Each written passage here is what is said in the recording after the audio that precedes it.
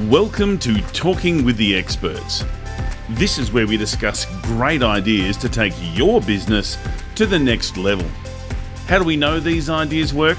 Well, it's because we're talking with business owners who are using these ideas. Business owners who have years of experience and expertise.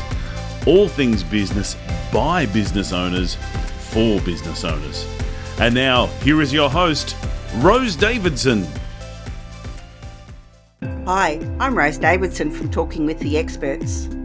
I'd like to take this opportunity to thank Global Glamping Charities for their valued support. Global Glamping Charities, solving homelessness in all its forms. Reach out to them at globalglamping.org. Do you love your podcast and dislike the editing and uploading to the various platforms? Would you like to spend this time with your family and friends or work on your business? Podcast editing doesn't have to be a chore. Talking with the Experts partners with podcasters who need help with audio and content editing. If you'd like to know more, contact me, Rose Davidson, using the link showing now or send me a private message.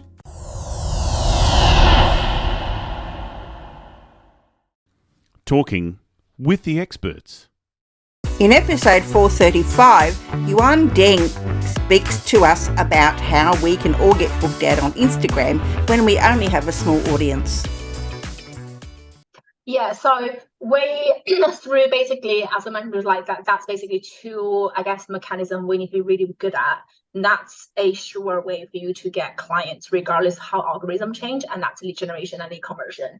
And in general, we're making sure that our clients have very strong attraction marketing in place already. So what I mean by that is, as an example, all of our clients right now, they all sell high ticket, which means that their content need to align with their offer. And that's one of the, the biggest mistake I see in this space is people really confuse what converting content leads with like a value content. Both are very important content to put out there on the internet. But like a lot of clients would first come to me and be like, hey, like I'm getting a lot of likes. I'm getting a lot of like, hey, that's really great information, but no one buys. Like, what's happening?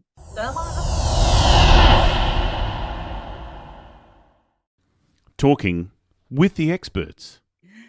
Hello, welcome to Talking with the Experts. I'm your host, Rose Davidson from rosedavidson.com. Talking with the Experts is about all things business by business owners for business owners. You can find it on all good podcasting streaming platforms and on YouTube. I guess today is, I did have her name on it. That's terrible, isn't it? Not very organised. Yuan Deng.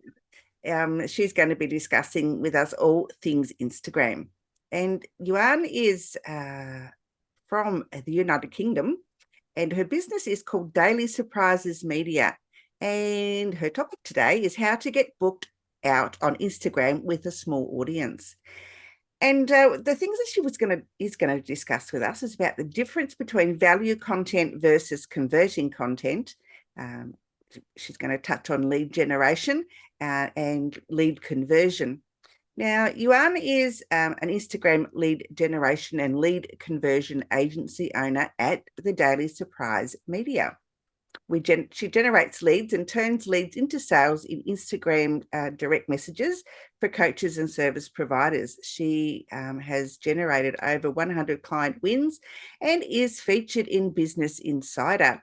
Yuan, thank you so much for joining me today, and I am very interested to hear what you have to say about client conversion and lead management and all those things on Instagram, because I use Instagram, but not as efficiently as I could do.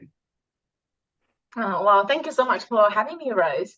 Yeah, so Instagram is definitely a great platform, in my opinion, for especially service providers. Obviously, there's like lots of product business on there as well. Those are not my expertise. I think the people that we mainly serve, they are established high ticket as well, coaches and service providers, and definitely is a great platform to get clients there. Yeah, I think Instagram sometimes is a little bit limited in what it can do, but I've heard great things about how people get a lot of sales from Instagram. So how does one, I mean, I know it's a graph used for graphics and things, but how can we get lead generation from it? Yeah, so I think quite a lot of people kind of really complicate how Instagram works, but Instagram is just like any other social platform. When you think about it, all the social, no matter it's like Facebook, Instagram, TikTok, it's basically 3 layers to it, right? So the first layer on top of the funnel, that will be eyeballs. So people who are your ideal client, we need to get their eyeballs onto your profile. And once they land onto your profile, our goal is then change those eyeballs into your followers. So we need to making sure that you have a very strong presence on social media, on Instagram, right? That can be your content. You'll be like very strong bio and very strong links in bio as well to help them to take next steps. So from eyeballs to followers, that layer is basically lead generation. There's multiple ways you can do it. Obviously, ads is a way to do that, getting eyeballs into followers. We do it organically here. And how we do that is through both attraction marketing as well as kind of really, really targeted engagement. So it's kind of like a tap on the shoulder. We engage people that we consider to be ideal client. When we give them so much love on their posts, they're like, oh, who is this person? Let me check them out. It's very likely for them to come back and check the profile. And if you have very strong content and profile in place, that's when they become a follower. But obviously, that's only the second layer. If you only have followers, they are not exactly clients. So that's why we need a third step to get the followers into client. And that layer is basically lead conversion. And obviously another thing is you can multiple ways you can get there. You can do, I would say, conversion events. So things like free challenges, free webinars, free masterclasses, or you can just do DM sales, which is our favorite way of getting people from followers to clients.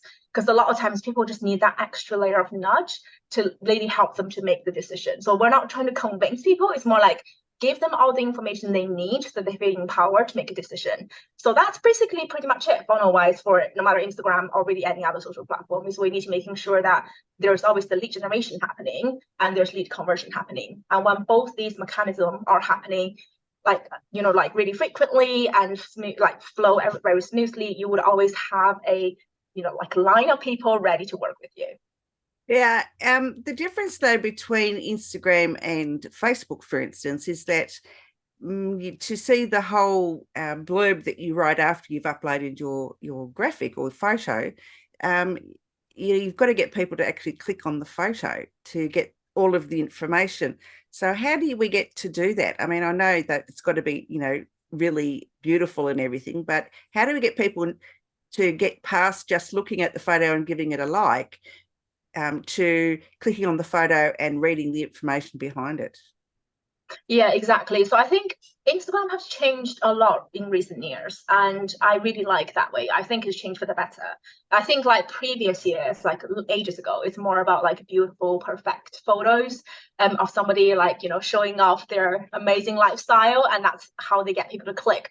But I think as a whole market evolved to like for example, when you think about now, brands in general, they want to work with micro influencers rather than, you know, people who have like the perfect lifestyle, have like thousands of followers, mainly because people want to know the real you, the real people behind the brand. So it's no longer about, you know, getting the perfect photo out there, perfect graphics out there. It's more about how can you deliver value and like information, and you have a very strong hook to stop the scroll. So it doesn't really need to be beautiful. And when I look through, no matter it's my account or my client's account, when I look through, let's say their past 6 months, look at top performing photos, in general, those are the ones have the least design in them. So what I mean by that is, for example, I would have like one of my top performing posts right now is why you're not making sales right now on Instagram. And that's it. Only text on that whole photo with my brand color as the background. There's no fancy design on it, but it has the most kind of engagement, mainly because people like look at that hook, they're like, oh, that's interesting, I want to know what's going on. They read the first line of the caption, like, okay, I definitely want to know, like, if she's saying like it's not a like lead conversion problem, it's not a sales problem, what that actually is, and then they consume more. So I think we just need to do a much better job, no matter if it's on Instagram or any other platforms. Like, we need to find a way to stop the scroll. So if everybody else is having the perfect design on Instagram, how can we stand out by being more raw, being more like realistic, like ours, right? Like, so one of the clients that I have, like, she has beautiful brand photos, but we kind of stopped using them recently, mainly because when we realized that whenever she posts like a really raw image there, so for example, she was like feeling really tired, doing like feeding the baby at 2 a.m., that selfie that's much better than her beautiful brand photo shoot. So that's why we decided to lean in that way. That's what people want these days. They want to see the real you rather than the perfect front image. Mhm. Yes, I used to like when they had Instagram TV, you could upload either full versions of your interviews or shorts that were a bit longer than a minute. But now you can't do that.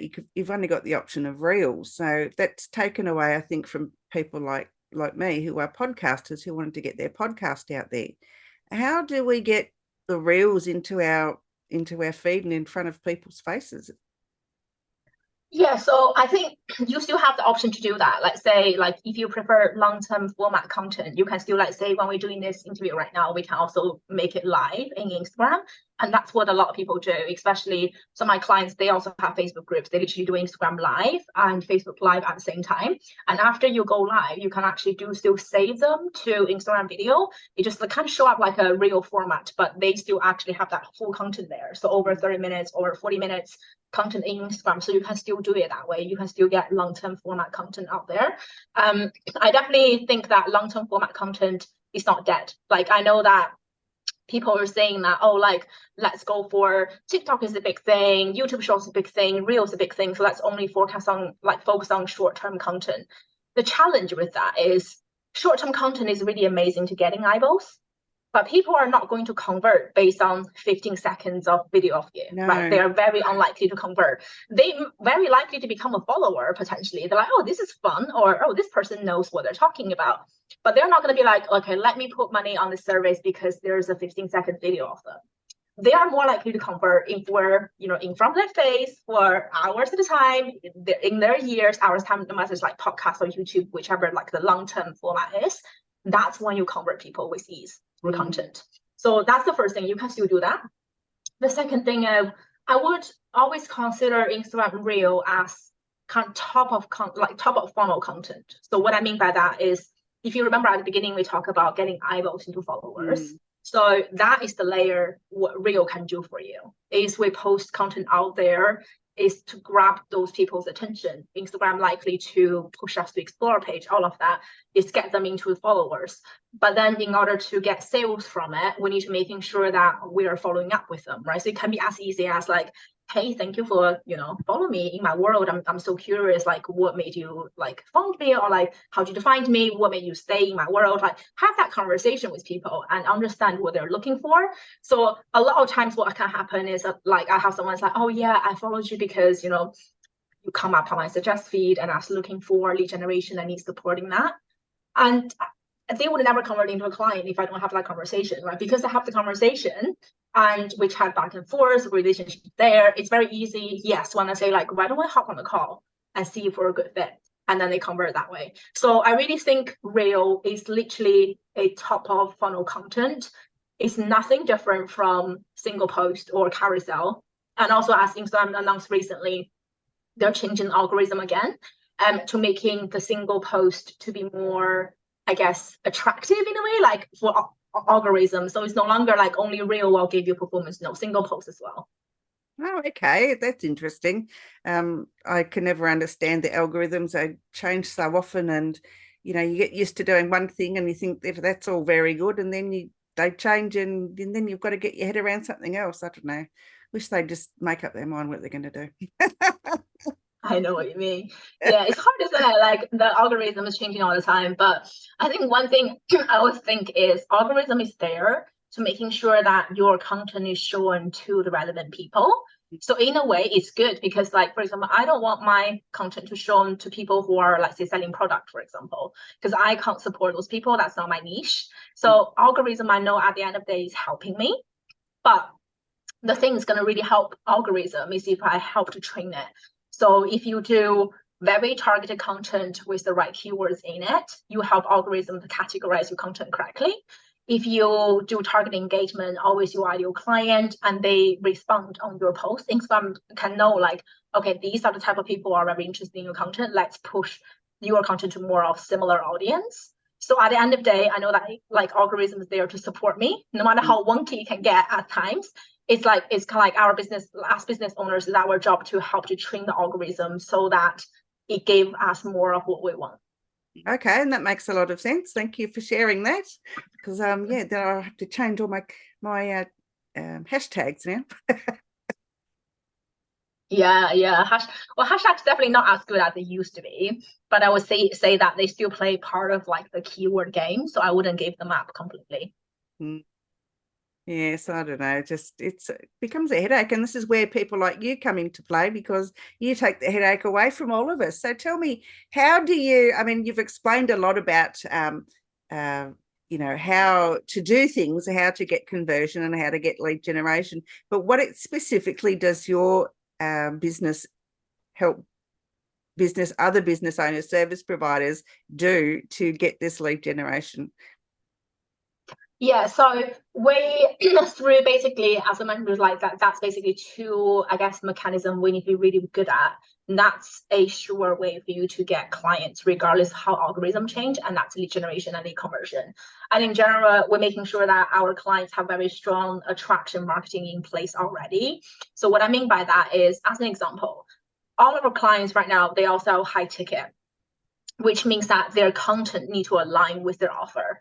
And that's one of the, I guess, the biggest mistake I see in this space is people really confuse what converting content leads with like a value content.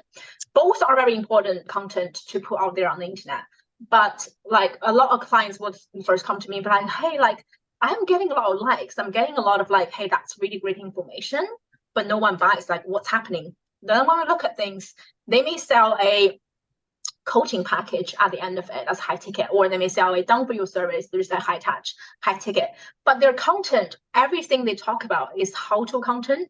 So it can be like how to do this in simple 3 steps, the best at kind of software to use to get that result, like step number 1, 2, 3, 4 in order to get this result. So if all of their content is how to content, what they eventually do is attract all these people who are DIYers, right? The people who want to just learn from a course, understand the steps they need to take in order to get a small win.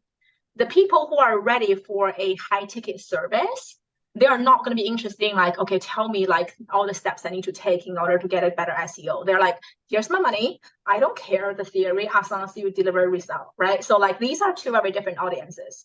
So that's the first thing, we're making sure that our clients have the right content on Instagram. So we're not only just attracting people, we want to attract the right people, because if we attract a bunch of DIYers, they're never going to convert into clients, no matter how hard we work in the back end, right? No matter what masterclass we put out there, no matter how many DM conversation we have, they're not going to convert. They're the wrong audience. So I think that's a really big piece to nail down, is to making sure that your converting content is converting. Yes, it's giving value, but it need to be converting and also getting the right audience. So I think that's the first piece we help our clients to do. The second piece is basically lead generation. So as we kind of mentioned before, we want to making sure that we always engage with ideal clients. It's almost like a tap on the shoulder. So we do that consistently. We do that every single day. We start conversations, we engage with people to making sure that our client is in front of like their ideal audience, right? So no matter like, let's say algorithm decided, okay, I'm not gonna show your content right now, that's okay. We're still showing up in front of the right people, because when you do engagement, human behavior wise, they're really curious. They want to check you out. So that's also happening on a daily basis. And obviously when they come into my client's world, we also have DM conversations at the back end, right? So we understand where they're in their business, what their pain points are. If they're a good fit, we pre-qualify them. We invite them on the sales call, or we just sell directly in the DMs. In general, we tell our clients to do sales call, mainly because when you sell like 4 or 5 digit packages, it's much easier to convert people on a sales call than in the DMs, mainly because if they get like, that's what I mentioned about long-term content before, right? Sales call in theory is long-term content. They sit there with you for 30 minutes, 45 minutes, really getting a feel of how you are as a person, what your expertise are. It's very easy for them to convert that way. So when you do these pieces all really consistently all the time, it's really like a well-oiled machine. Like you just repeat the same thing again, and the clients coming on the other side of it, and they're all ideal clients, they can benefit from your service. So how do you work with your clients to get from the DM of a potential client, like a potential client for your client, to so that you're all on the same page, and and your client is not missing out on the sales call. Yeah, exactly. So that's a really good question. And I think that's one of the other things that our clients, majority of them, they actually had a really bad experience before with like agencies, right? So they hire like engagement specialists and they hoping that the sales will come out of it. That's just not true. If you only having DM conversation with people just to have small talks, like, a lot of times they hire engagement specialists and they pretty much know the other person's like whole family history. They know how many dogs they have, their names, kids, how old they are, but the conversation is not really going anywhere. Mainly because small talks are only small talks. If you really want to get that into a business conversation, you need to know how to pivot effectively. So one of the things we always get our clients to do, so for anyone that's on our Done For You DM sales package, we get them to create a DM flow using our framework. So we have specific frameworks to help our clients to think about how they really pre-qualify people, how they want to pivot a conversation, when to pivot it, so that we can take over that framework and help them deliver. Because obviously, like, my team have different expertise in different areas, but we're not expertise in all areas. When we serve people like, say, coaches and then lawyers and then brand designers, obviously these are very different fields. But in order to be able to talk like them, think like them, we need to understand how they think. And that's where the DM flow is going to be really useful for us to understand our client's framework. How can we pre-qualify somebody and how can we move somebody into a conversation, into a business conversation, and then pitch them on the call. So that's where the magic happens, is that we get our clients to create that DM flow, and then we can use that as a baseline to test on our end, and we can test different versions of it to see which one lands better. So for us, there's just a lot of testing going on. So in general, we would do, so with DM selling as well, we do a lot of tracking. So normally what that looks like, how we support clients, is we do what we call sourcing. So we would basically pull out a list of people who we consider to be their ideal client. We get them to give us a score in terms like 1 to 5. 1 being, nah, I don't think that's my ideal client. 5 being like, yes, on point, 100% on point. So that way we're already aligned in terms of who is their ideal client. And then the next phase is when we get the DM flow from them, we already know how they think about a conversation, how they decide if somebody is a good fit for their service, and then we can take it over. So when we do tweaks on it, we don't obviously tweak any of their framework. We only tweak things like wording of it, right? Can we change wording of, like, say, if they ask, okay, how much is it to work with you?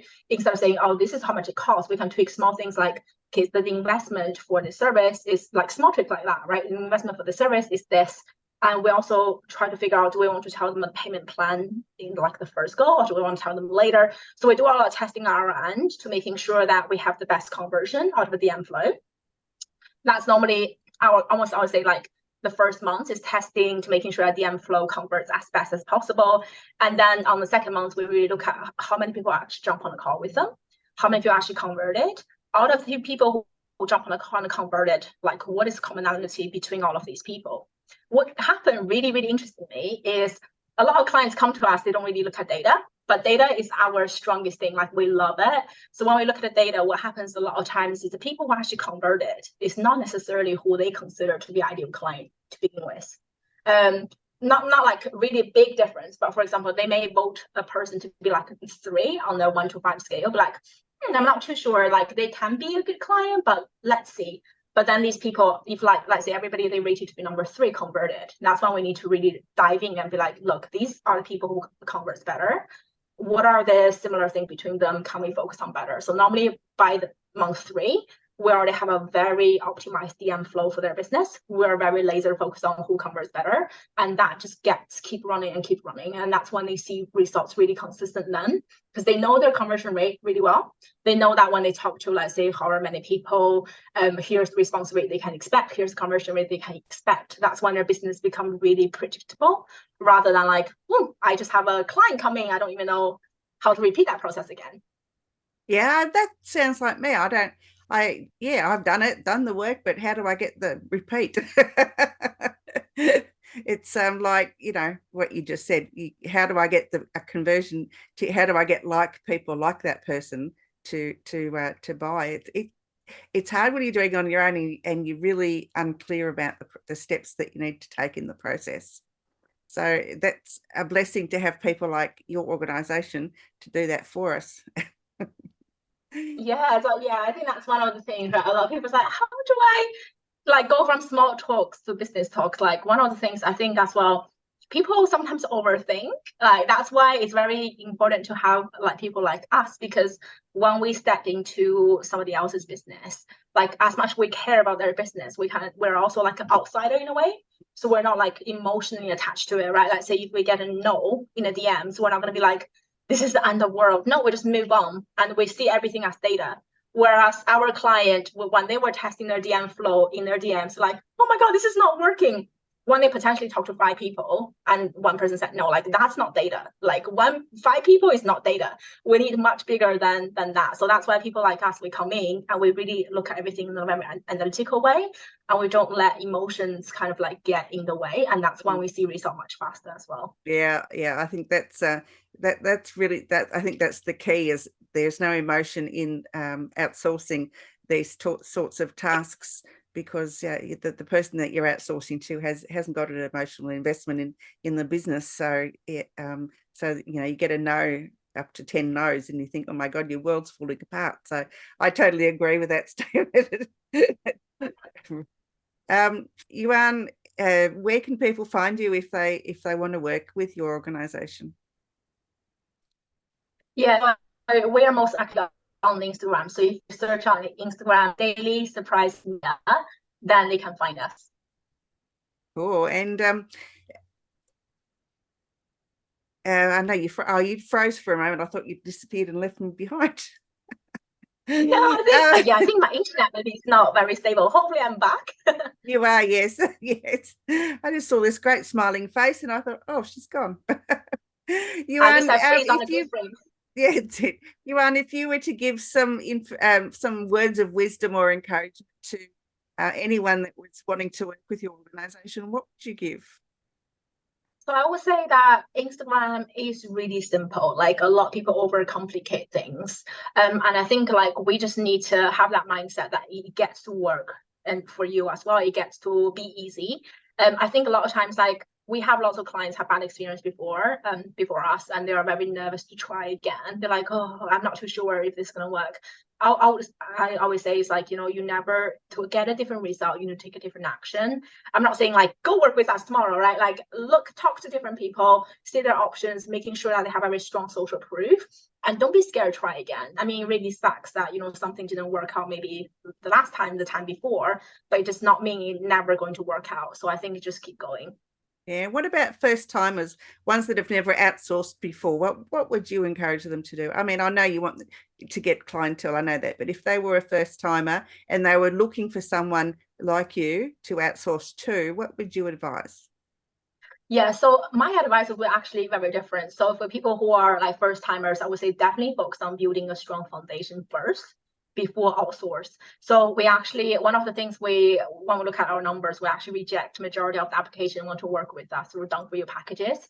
That's mainly because a lot of the kind of newer businesses, they're not quite ready to get the most out of a done for you service. And that's when we actually be really honest and tell them, because they need to have a very strong foundation in terms of, especially like content wise, because otherwise when we do done for you service, we're doing it for like a kind of a weak foundation, and then they're not going to see really, really good conversion. So I definitely say get messaging nailed down, get content nailed down. Once everything is really, they're very confident on who their ideal client is, that's the right time to outsource. And like outsourcing, like that sounds really fancy, right? It's almost like passing the problem away. But in a way, I would say for you to get, for anyone, right, to get the most out of a outsourced service, it's better to outsource a what is the word I'm looking for? Solution, to outsource the solution rather than outsource the problem. Mainly because like if the newer business owner is not really clear on their ideal client and stuff, outsourcing that part, it's still a problem. And it's very hard for the people who are on the outsourced part to figure it out. So yeah, definitely have a strong foundation, have strong messaging. Once everything is done, that's definitely the right time to start outsourcing. Absolutely brilliant advice. I love it. Yuan, it's been an absolute pleasure. Thank you so much for sharing your expertise with us today. And I look forward to talking to you again very soon. Yeah, thank you so much for having me. You've been listening to Talking with the Experts, hosted by Rose Davidson. Make sure you have a look at our back catalogue over at talkingwiththeexperts.com. And be sure to subscribe to our podcast so you don't miss out on any episode. We look forward to your company next time.